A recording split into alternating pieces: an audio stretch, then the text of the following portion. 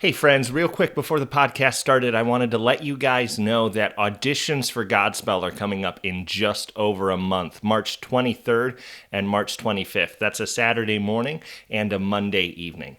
Me and my production crew are so excited to get started on this project. It's so exciting. God has been so faithful to provide everything that we need. He's not ever failing to come through. It's been remarkable. But if you're interested in being involved or know anybody who would be interested, our auditions are again March 23rd through 25th. We're looking for a diverse cast, all ethnicities, all genders, all ages. So whoever you are, if you've wanted to try theater, if you want to do another musical, you're missing it, or if you just think this project sounds exciting, we would love to have you come out and audition. You can find all the information on our website, artistsoftheway.com. Just go to the Godspell page and click on the auditions tab. You can find everything there and sign up for auditions there. Thanks. Hope to see you guys at auditions. Hey friends, welcome back to Artists of the Way. I'm John, the host. Today we're going to welcome back my wife Shaye for her second time on the podcast. Shaye and I are going to talk today about the art that heals us. How do we use art in our pain? How does God use art in our pain? What are some things that for Shaye has and for myself have helped lift us up? And why do those do that? What is it about the things that are beautiful and true and resonant that somehow minister to us in our pain? It's a really beautiful discussion. I had a great time talking to her. A lot of fun, a lot of silliness, but a really rich conversation. So I think you guys are going to enjoy it. I'm glad that you guys are here. Thanks for joining us on this episode. How you doing, Shaye? I'm all right. I just brewed up some Nightly Calm, which is a blend of several different teas. I think it's got like chamomile and mint and lemongrass and whatnot. And are you going to fall asleep on the podcast because you're drinking Nightly Calm? No, that would be Sleepy Time. This is not Sleepy Time. I think Sleepy Time is probably trademarked by Twinings or whoever owns it. And so this brand made Nightly Calm. Or maybe this is Twinings and I'm confused. I don't really pay attention. That's okay. I didn't bring you on to talk about teas, so. Oh. So stop talking about teas. What's wrong with you? It's the hot leaf juice. I don't know. Anyways. So I'm okay. I mean, I have this Nightly Calm. You have your hot tea juice. I have my hot leaf juice. Hot leaf juice. That's right. That's what tea is. Yes, tea exactly. Juice. Can you get juice from your tea? No, that's the answer. All right. We're going to leave it with today. How about you? How are you? I'm good. What are you drinking? I'm drinking some water hot cocoa, which my brother would be appalled to hear that I was drinking. I feel like all your opinions on this podcast are ones that your brother would be appalled by. He doesn't listen, so this is the perfect place to out them. Yeah, come on, Sam. What's the deal? You can't even see my nice new studio, which I have a nice new studio, and that's fun. Makes me happy. But can you edit my snorts out of our conversation? Not when it's on video. Not with the way it has to be consistent. Anyways. Moving on. First, what arts things have you been doing? I don't even remember what you were doing in your artistic life when I had you on the podcast last. So, well, last time I was on, I think I was working on my novel, which I'm still working on. I have made some progress thanks to the support and encouragement of you and of my friends and of my writers group. So I've made a little bit of progress in that. Mm-hmm. I did just enter kind of at the last second a poetry competition, so we'll see if that goes anywhere. I have entered them before and have been so far rejected, but that's how the writing life be. That's how it be. Yeah. Can you talk about your writing group a little bit? I think that's cool. Yeah, so I don't know, it was about a year ago, I think, because I think it was during Hamlet. I was struck by this desire, I don't know. Everybody always talks about the Inklings, and like how they had this great squad and they meet up at the pub, and then like all these famous authors came with that. And I don't know, I was really missing the community of women in my life, I guess. And so I really wanted to be around women artists, you know, to be able to connect with. And so I reached out to a couple of my friends who are writers, and then a couple people who have since become much closer friends, but I was just kind of getting to know a little bit at the time. And I was like, hey, would you be interested in starting this like local women's Christian ladies writers group together? And everybody I asked said yes, which was awesome. And so now we have been meeting once a month. I think the only exception was January because there were some shows going on and a lot of us are in theater. And so we've been meeting once a month for almost a year. Not like half a year. I don't know. I don't know the anniversary, but we've been meeting and we just get together and talk about what we're working on, and we can support each other in that, and we just kind of talk about what's going on in our lives, and we pray for each other. It's really cool. I've really come to enjoy it, actually. What's been cool about it being women in particular?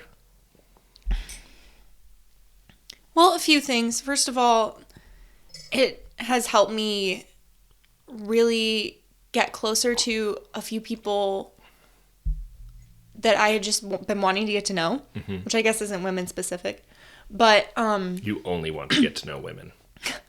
I am the only man in her life, gentlemen. Only women. You know what I said about Sam earlier? Forget him. He's not my brother. That guy doesn't even listen to the podcast. What are we doing with him? Get out of here. Anyway, I don't know. I feel that I had been really surrounded, like, since in my coming to my own as an artist, I guess, in my adulthood and in recent years, I'd really been surrounded by male artists, I guess. And I felt that in the art I was consuming, and I felt that in the art that I was doing. And I felt like a lot of times there would be these artistic conversations happening with all these men in my life, and they didn't really involve me very much. And it was like, oh, well, this is the men talking about manly art that we're doing because we're men, which isn't at all how it was. But, like... very macho art over here. Very no macho women art. allowed. Just playing Hamlet and crying about his feelings so for macho. 3.5 hours.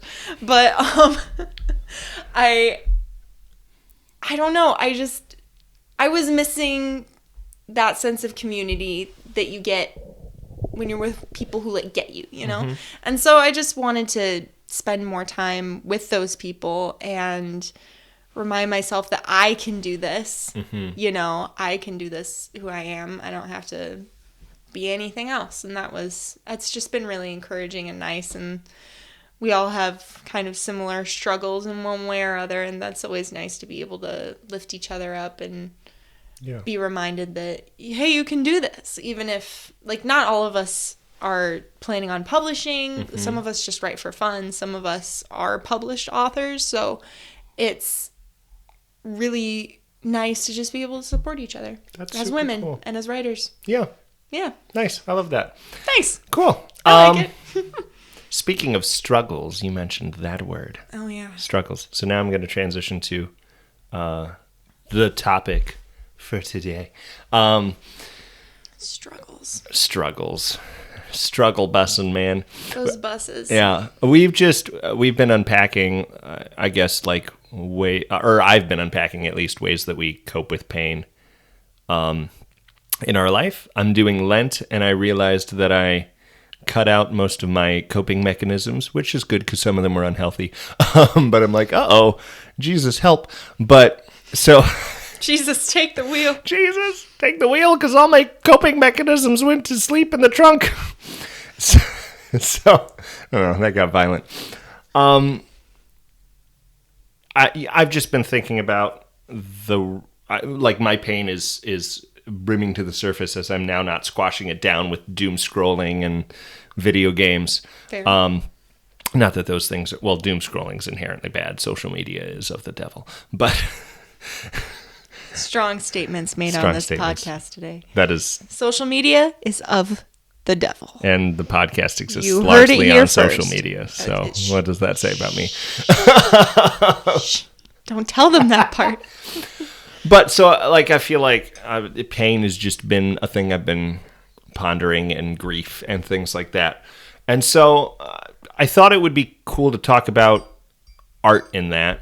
I know for me, like, one of the things like clockwork that you can depend on is that if I get sick or I'm really struggling, that I'm going to immediately, well, not immediately, but within like 24 hours of like the worst period of whatever I'm struggling with, I'm going to be like, well, I got to put on Lord of the Rings.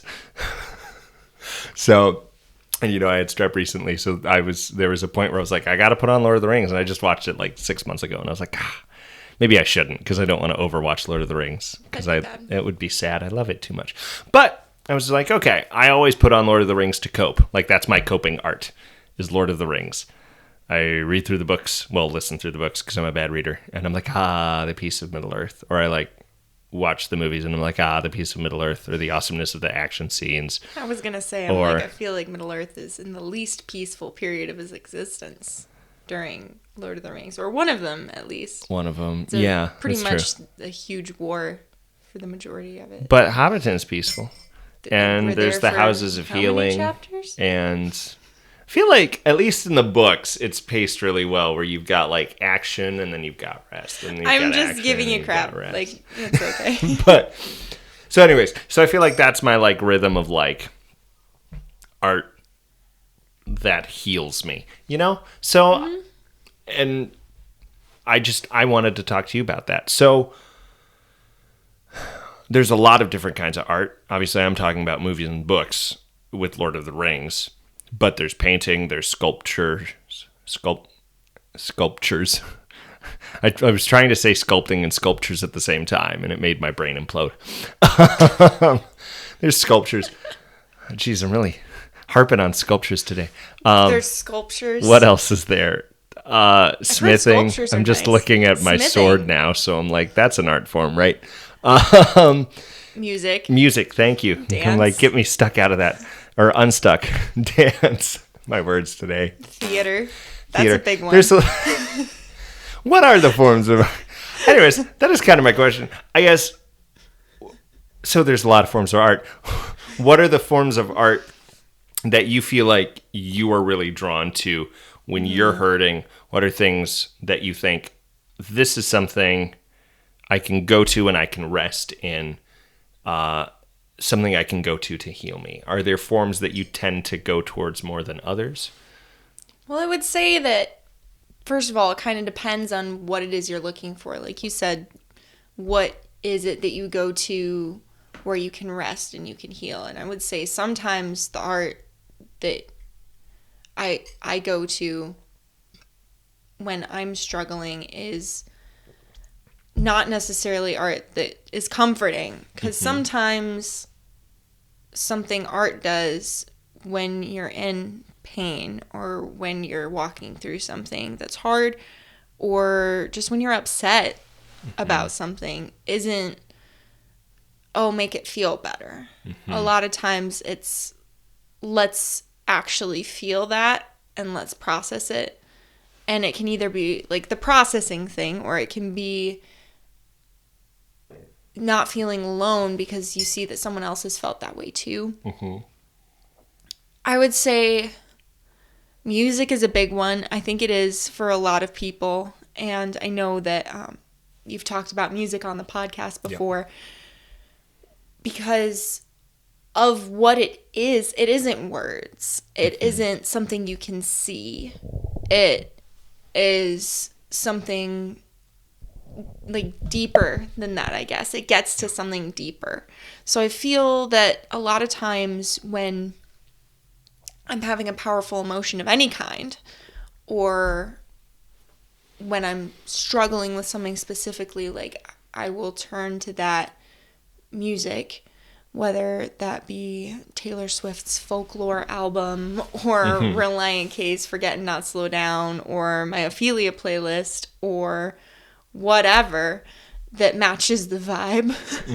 Sometimes it's breakup songs, because they're just so raw a lot of times. I think music is a big one. If I am looking for comfort, I would say, people talk about comfort shows. Mm-hmm. I think the structure of a TV show, especially like a sitcom or a sitdram or something like that, mm-hmm. where it's like there are stakes, but they're very low, and everything's going to be okay. Yep. That can be very soothing. In 20 minutes, this will be resolved. Exactly. You're like, in 20 minutes, this is going to be resolved, and then if I still want to languish on the couch, I can watch for another 20 minutes or 100 minutes. It'll just keep going, which is the great thing about streaming services. That's also the downfall of a lot of our weekends. I was like, great thing and sometimes bad for us. Yes. So, everything in moderation, right? Mm-hmm. I just saw a video about, it was actually Lord of the Rings, and mm-hmm. it was comparing Lord of the Rings to, I can't remember, one of the new, out this last year, fantasy novels, and it was going through, I think it was, or it must not have been Lord of the Rings, because they don't talk about the creation in that, right? Is that Silmarillion is the one where they... So it was going on about how the god person made the angels, and there was the music and all that. It was that mm-hmm. whole bit. Mm-hmm. And then it was a smash cut to a smut scene. One of the new ones. And they were like, when your Bookstagram friends tell you to check out the latest fantasy novel because you like Lord of the Rings or something. And I thought it was really funny because I was like, what a juxtaposition of these two very different things. Yeah. But then I was looking at the comments, because if you ever want to just fall down a rabbit hole, that's what you do. Yep. And people were someone had commented, sometimes I want a medium rare porterhouse steak with sauteed onions and mushrooms, and sometimes I want to shovel handfuls of shredded cheese into my mouth by the fridge late at night. And I think that that's a really good analogy. Yeah. Sometimes you need this thing, and sometimes you need this thing, Mm-hmm. And I'm not necessarily saying you ever need fantasy smut in your life, but I prefer to avoid it personally, and that's my recommendation, but fair recommendation. But there's different mm-hmm. needs, for mm-hmm. each feeling or season or whatever you're in. Right now, and leading up to recently, I've had a really hard time watching new movies, and this. Right. But we just watched Barbenheimer. We finally did it. We did it. We're 6 months late, and we did it over 2 days. But we made it, folks. You know what? I'm counting it, because I count it.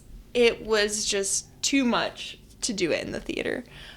But Oppenheimer, so good. We don't need to get into that right now. Really good movie. It was really good. There's a little bit of sex, be warned. But really good movie. I think most people know that at this point. I just wanted to make sure. But there's a bomb. That's what I'm warning you about. And so if that's triggering for you. Like a bomb trigger. Anyway, so we watched that, and then we watched Barbie. Mm-hmm. And of the two, I think after my preliminary watch, I would say Oppenheimer was my favorite movie, mm-hmm. but I don't think I cried when I watched Oppenheimer. I don't remember. It was 3 hours long, and there was a lot of emotion, but I don't think I cried. But when I watched Barbie, and spoiler alert if you haven't seen it, but like John said, it's been 6 months now. There's this scene where, what is she? Stereotypical Barbie? Is that what she's called? Mm-hmm. She's talking about how she doesn't know what she was made for, and that's what the Billie Eilish song is about too. Mm-hmm.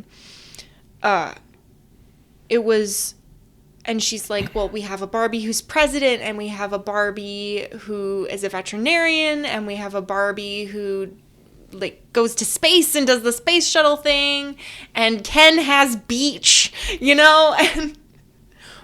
and Barbie's like, what am I?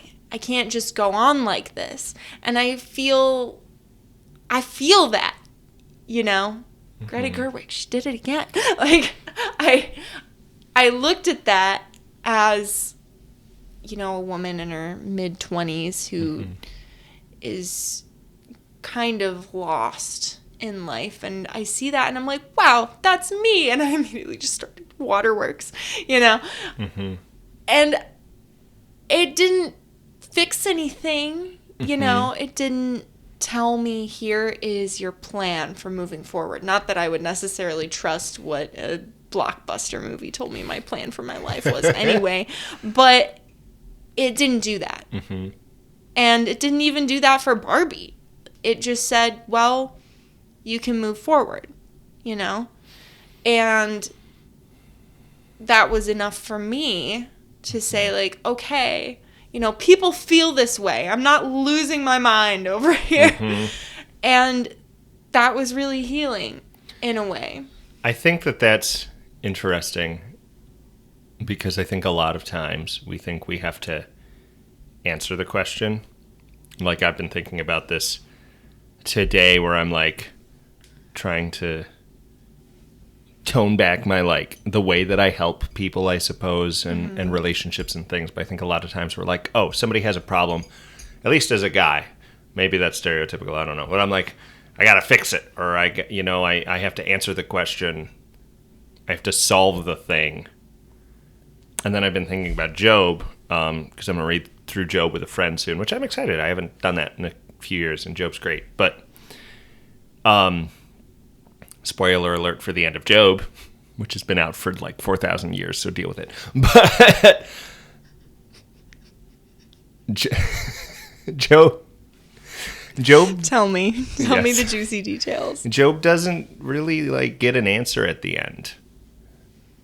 All he gets is God showing up and saying, I'm God, and you didn't sin.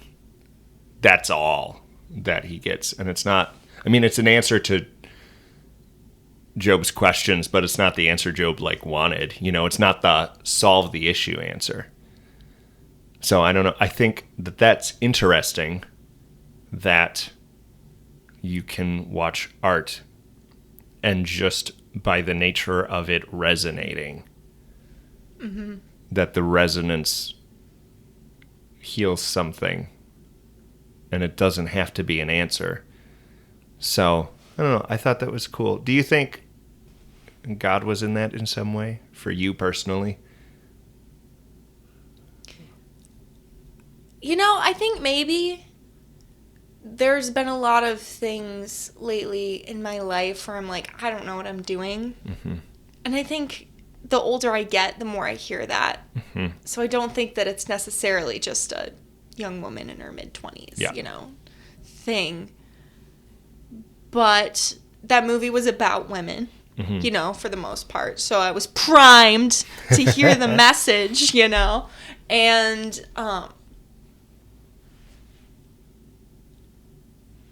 And I had had a hard day, and I had kind of not even wanted to watch the movie. Mm-hmm. Again, that new movie thing. I was like, oh, the uncertainty. I don't know what will happen, even though I was pretty sure everything would be fine. It's Barbie. It will obviously be a tragedy. It kind of was for a couple people. Rip. But, I think so.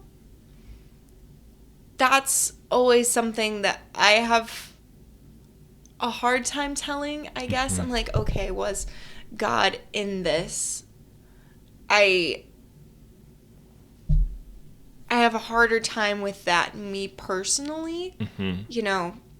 If it's me and God having a moment, then it's me and God having a moment. Mm-hmm. But if it's something with a lot more people, then it's more tangible. I can be like, oh no, something's happening here. Mm-hmm. And then I feel more comfortable saying, okay, I think that was something God was doing. Yeah. Whereas if it's just me, I don't know, maybe it's just that I'm so emotional. Sometimes I'm like, that could have been God. It could have just been me crying for the 15th time today, Yep. Who can say? But no, I think he was and has through a lot of different things in my life. I'm sensing a question there, so I'm just going to expound on that. Do it. Before you can even ask me. I think over my life it's been different things. Mm-hmm. Like considering coming on this podcast, I was thinking about different times that, art has been in my life and has been like maybe a tool that God has used in that. There was a time between like high school and now, I'll say, where I really didn't have a direction and was spinning my wheels faith-wise a lot of times. And I don't think that if I had gone and just listened to a bunch of hymns, I don't think I would have listened, really. I don't think that I would have accepted any love or truth out of that. Right. Now, what I did listen a lot to was Imagine Dragons and 21 Pilots and Neon Trees and a lot of other basic rock groups that I truly enjoy and I think have an artistry to them too, even though many people disagree with me. But the ways that I found, even in this art that was not made in many cases with the intention of bringing people closer to God, or even mentioning God at all in a couple instances, or in some instances kind of Jesus focused, but really on the down low. I had a lot of like profound experiences and felt less alone, and that music like got me through, and I feel that that's something you hear a lot from people is, oh, this is the music that got me through high school, and usually that's pop music, which isn't necessarily the most artistically, imbued with meaning, but it's what you hear and it's what is there for the time that it's there, and it gets you through, And I think that there's a lot of value in that popular art, and B, God can use that. Like we were just talking about that a few days ago. What the masses are taking in is a lot of times written off because it's what the masses are taking in. But a lot of times there is actual artistry and richness. And then, of course, God's common grace applies to that as well, and he can use it to reach us. Like Taylor Swift. Or the movie Logan. Yes, indeed. Good movie. Or Silver Linings Playbook. Another one of my favorite movies there. Just movies about people who don't want to dance, learning to dance, or who aren't supposed to learn how to dance, learning to dance, are like my favorite movies. Are you just trying to connect that in Footloose? And Enchanted. There's dancing in Enchanted? Well, I mean, like... Well, yeah. Yeah, because when Giselle is all, like, going off, she's all, like, singing her whole song, and Robert's like, you're singing. You can't be singing. He's like, what are you doing? And he's so embarrassed. And then by the end, he's singing to her. And I guess this is singing in this example. Okay. But they're also dancing, because everybody's dancing, Because it's a musical. Why wouldn't you? Because it's a musical. Yep. And they're all going through Central Park doing their huge number, which is amazing. And then at the end... he asks her, well, he doesn't even ask her to dance. They end up dancing at the ball at the end. Watch the movie. It's really good. Spoilers for Enchanted. I still haven't seen the second one, though, so I can only spoil so far. We've talked a lot about, like, music and movies. Do you feel like prescriptively there are different... benefits is the wrong word. Would you go to a different medium of art for a different thing? So if you were feeling a certain thing or felt that there was a need you needed met, a need that required to be met. Need. Yeah. Would you be like, this thing I want to find a good painting for, or this is really something where that poetry needs to address, or this I just need to snuggle up and watch a movie and cry. Or not cry. Whatever emotion. For painting specifically, you mentioned that. I definitely believe that paintings can be very powerful, emotional, cathartic tools. And they have been so in my life. But You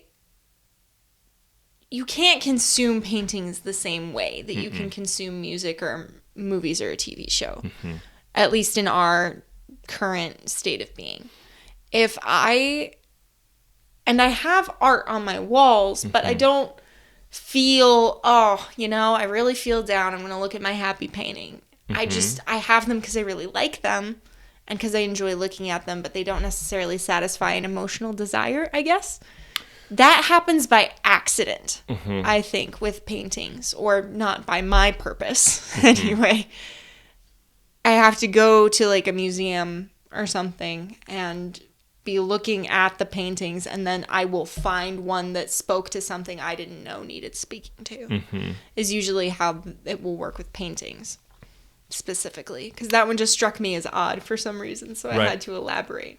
Well, and that makes sense because paintings are sort of timeless, whereas stories and music all very much inhabit time. I think music especially. If you ever want to be trippy, think about music and time, because it's constantly moving. But it also, the music cannot exist without the melody that happened before and the melody that happened after, but you're always only at the beat that the music is happening. It's very trippy. I think music is one of the most time inhabiting things we do. But painting, like if I'm looking at the painting you got me for Christmas on this wall, that's beautiful. That no one can see on the video. That no one can see. You should post a picture of it. I shall. Alexis, who was on the podcast, painted it. It's beautiful. But if I look at that, it's this beautiful still image that kind of just time suspends. It's just there. You know? Yeah. And like, I think of the sort of visual Lectio Divina thing that we did at church. So I'll explain for the audience. You should know this too. I think it was for Advent. Our church had a morning where they had a bunch of different activities, and one of them was we could go in and look at a painting and just have some spiritual reflection and see what stood out from the painting for us. And we did that, I think, paired with a passage of scripture. But there is a sort of strange timelessness of just staring at this thing and watching new things pop up and strike you and hit you. And like those have their own movements to them, but it's also timeless and sort of its own stasis world. Yeah, because it's frozen. It doesn't move. It doesn't carry you along with it. It forces you to be still like it is. Which then would like hit something else in you, because going through the emotional journey of a story or a song that is again bound to time in some sense has like carried on the wave. Right. Like that has its sort of trajectory and endpoint. Whereas painting, it's like those are more like a microcosm of our daily life and experience. Whereas paintings and the experience of paintings, which I think these experiences can cross over, but the general vibe I'm explaining, I feel like taps us more into the calm rhythm of rest, of like Sabbath and like rest in God in a sense. Yeah. I'm probably over examining this, but it is kind of just That's this. why we're here. It's true. Why would we talk for an hour if we're not going to over examine? But I mean, you do just sit for, I could probably sit for a half an hour staring at a beautiful painting, which, you know, you could do in nature as well, which is God's art and creation. And that's one of the ways that we can rest with him. But it is just sort of that still, restful thing with God. Contemplative. Yes. Contemplative? Yeah.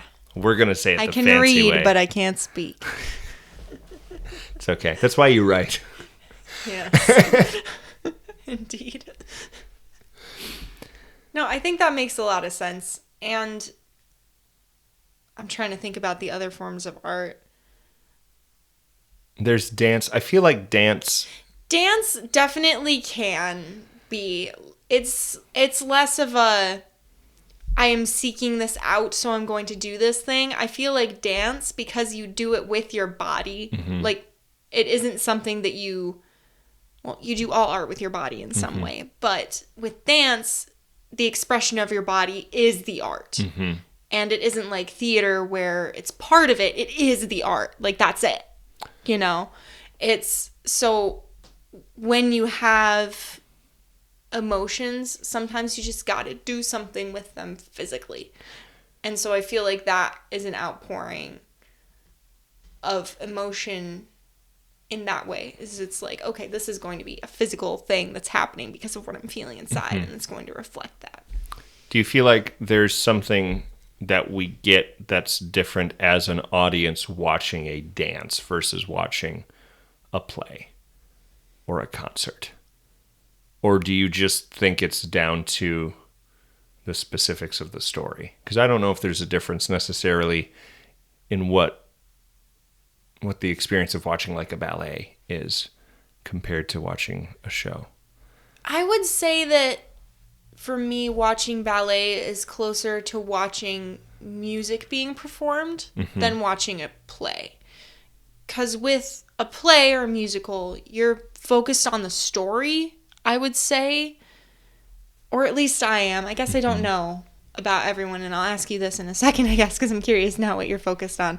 But when I'm going to see a show, I'm focused on the story, first of all, because I'm all about the story. I'm focused on the characters, what their characters are doing. And I'm focused on the actors. As an actor, watching other actors do their thing has become really interesting to me. So I enjoy watching the person do their thing, being like, that's that decision they're making, or, they left their prop on the other side of the stage and they need to figure that out now. Yep. You know, I think that seeing theater for me in either, you know, a straight play or a musical, because I've done it enough now, half of me is watching it, half of me is analyzing it. And it has to like reach a certain level of quality in order for me to like get swept away, you know? Dance, I do dance. I love to dance, actually. I don't know that I would say I am a dancer. Like, I've been to see friends perform in the ballet. I've seen the Grand Rapids Ballet. Watching ballet, and I think that I would say that's the dance, besides swing dancing, which I haven't seen as a performance. It's just been like a social event. Right. Ballet is the only dance I've seen performed. And if you've been to see the ballet or if you've been to see the orchestra, I think they're very similar in the way that what you're watching connects to your brain differently than what you're watching when you're watching a play. Because they don't have words they're saying.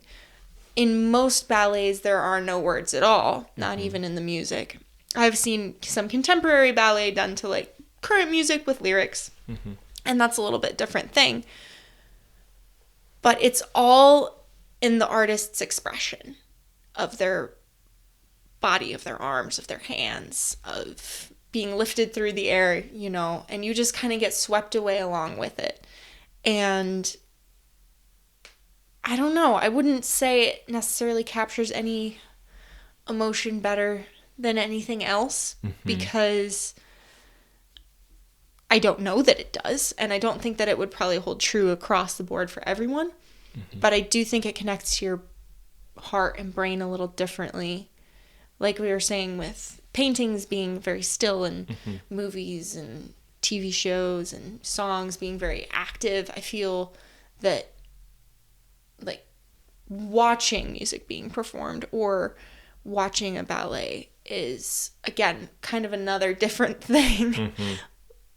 You're part of it, but you're not part of it. You're experiencing it without doing it.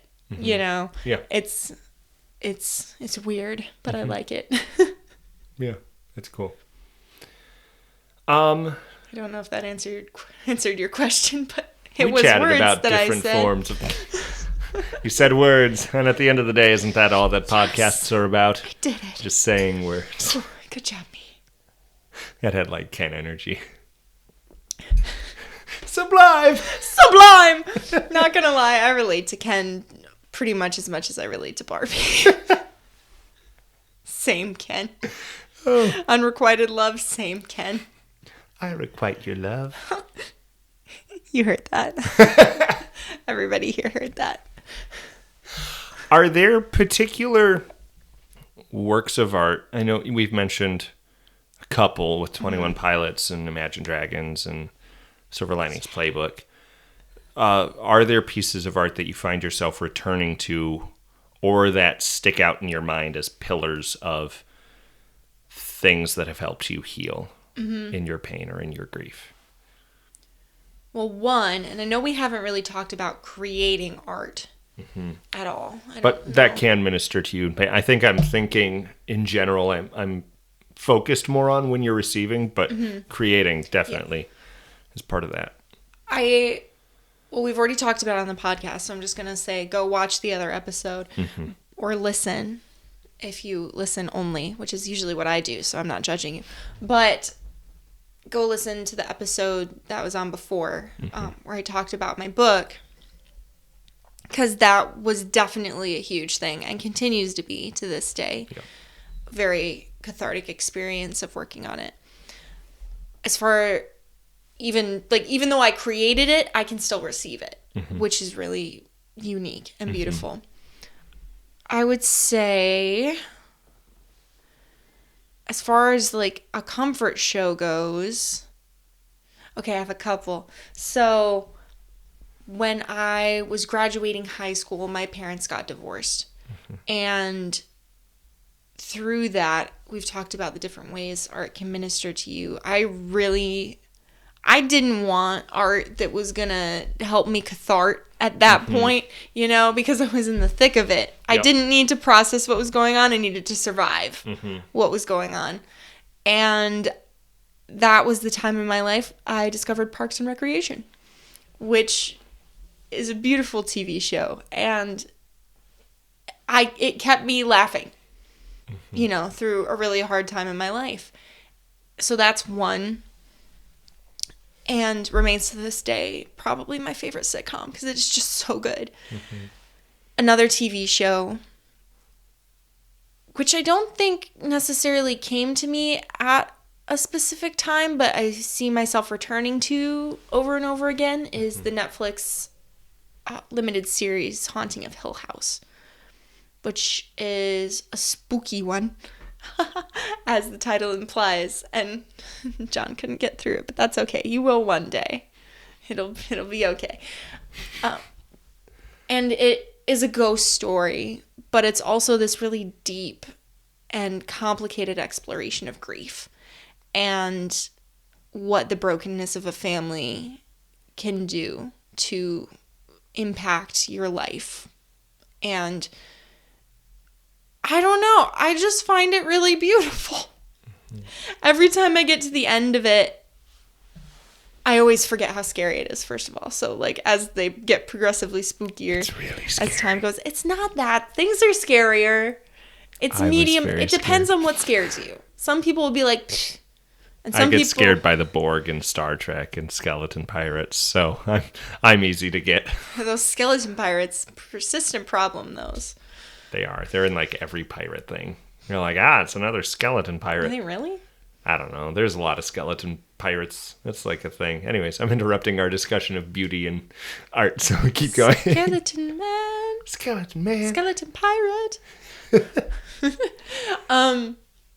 That's a beautiful piece of art. Everybody, after this, go look up Skeleton Man. Don't do it. I mean, you will be moved. You will be moved to tears of despair. Is probably what you'll be moved to. If you want to laugh, just like Shaye, laughter is important. God loves laughter. Beautiful and moving, Skeleton Man. Speaking of beautiful and moving, Haunting of Hill House. Yes.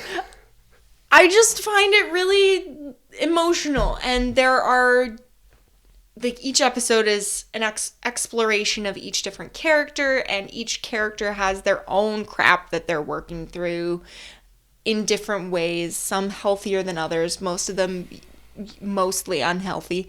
And you see this family come together around this tragedy, and it's really it's a lot, but it's great. I really like it. I'm trying to think of a painting, and I know that there is one. I can't think. Nighthawks by, Edward Hopper. Mm-hmm. Yes, I forgot his name first. Is it Hooper? I think it's Hopper. One of us is wrong. Yeah. I could Google it, but I don't have my phone, and neither do you. So we're just gonna have to hope that one of us is right. Edward Hopper. That sounded bad. Let's just call him Ed. Good old Eddie. Good old Eddie painted this painting. You know it. I'm sure you do. Of like some people sitting in a diner.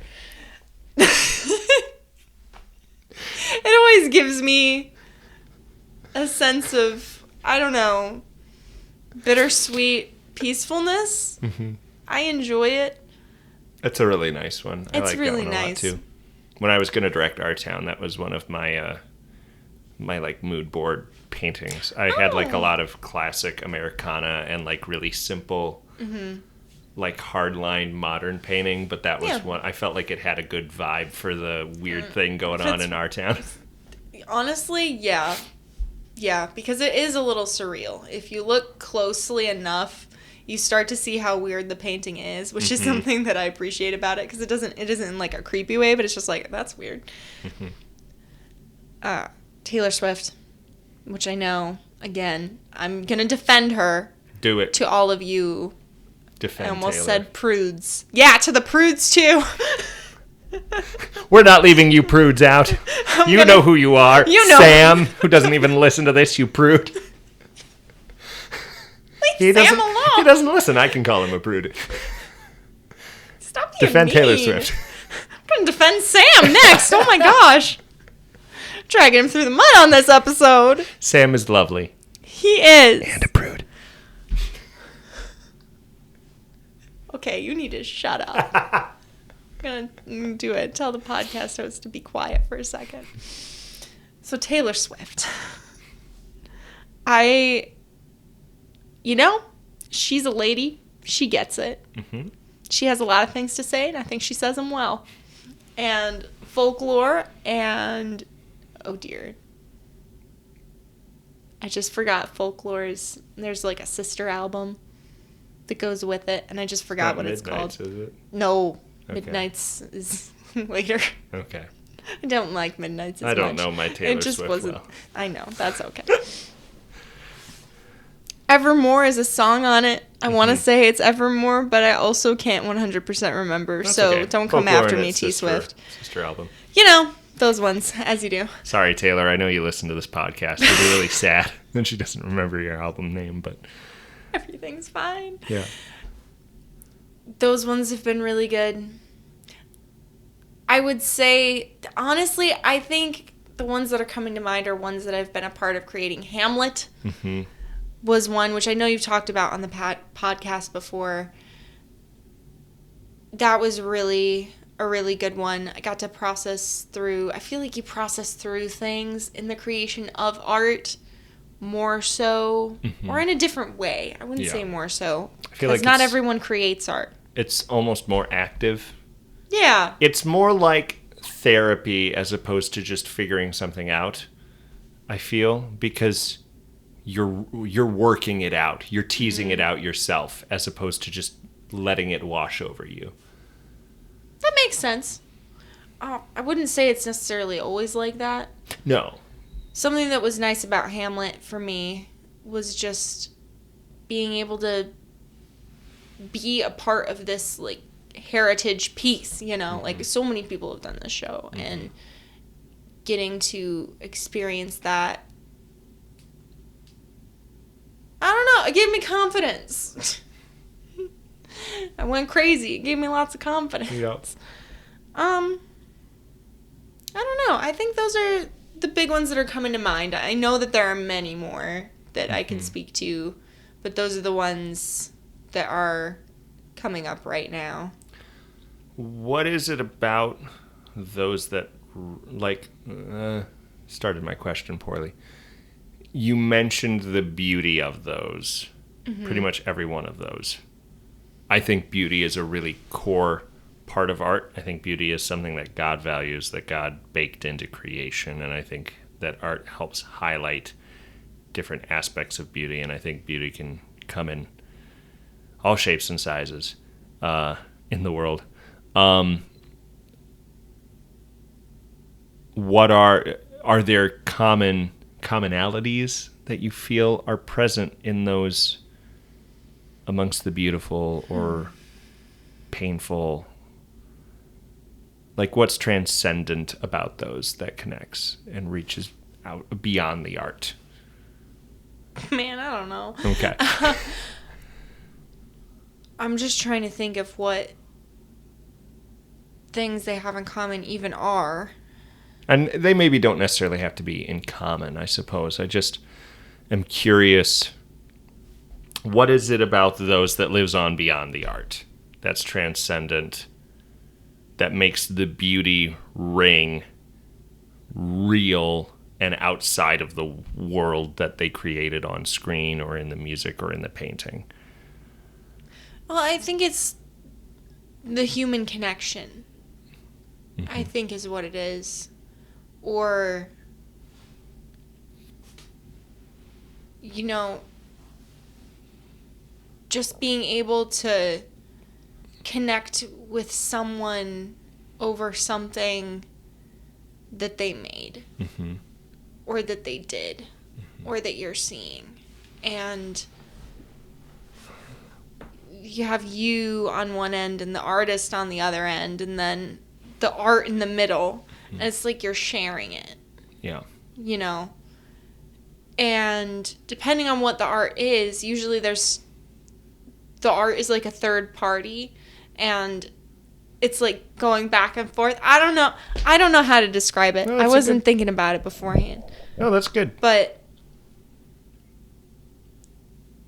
because like in Hill House, right?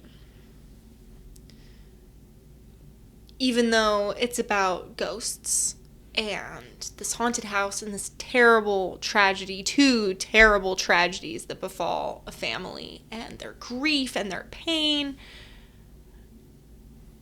the characters are so real. They're just this messed up family trying to get through this horrible thing that happens. And seeing them do that and being there for their whole lives, because you follow the kids like when they're kids in the house and then as adults later, you're there with them. You know, you work through whatever it is you're working through while they work through whatever it is they're working through, and you do that together even though they're not real people. And the person who wrote the show wrote it that way for a reason, and then the actors who delivered those performances did so for a reason. And it's like, it's just this chain reaction. And I think you feel that when you're doing something on stage, is you have your script and then you bring your own thing to that, and then the director pulls something else out of you, and then there's whatever it is the audience takes away. And those can all be different things, but there's this through line. And maybe that's where God is, you know, in all of it, is he can take something on one end of the creative process and he can pull it all the way through to the other end, even if you do a terrible job, you know. And then you aren't alone anymore. You're there with all of the people who are involved in that, and the transcendence of it, and the beauty of it, and the pain of it, and the joy of it, you know, whatever it is that's in that piece of art that you're taking in, you're just feeling it, you know. I think that's why sometimes if I really want to get hyped up, if I'm nervous about something, I'll put on some really hyped up song. You know, I'll put on This Is Me from Greatest Showman, or I'll put on 3090 from Tick Tick Boom, which I guess isn't necessarily delivering a super hype message, but it makes me feel super hype, you know? And so it's like you pull everything in. And then you can take that with you, and it isn't necessarily even about the art anymore. It's just the thing that you have. If that makes sense. It does. I feel like that. There's something in that I feel reflects how we walk through life with God too. And I don't know, part of that might be God in the art, but part of that I think just connects to it as well. Like, I'm still forming my whole thought, but God is with us, but we don't know that because I see him standing there. We know that because of everything else that we carry with us from what he's done and from what we know about him through scripture and what we know about him through the people that he's used and the art that he's used. So, art forms us, resonates with us. We walk a journey with art, whether that be abstract or concrete, timeless or bound to time, and then we carry that. I'm always going to carry Hamlet with me.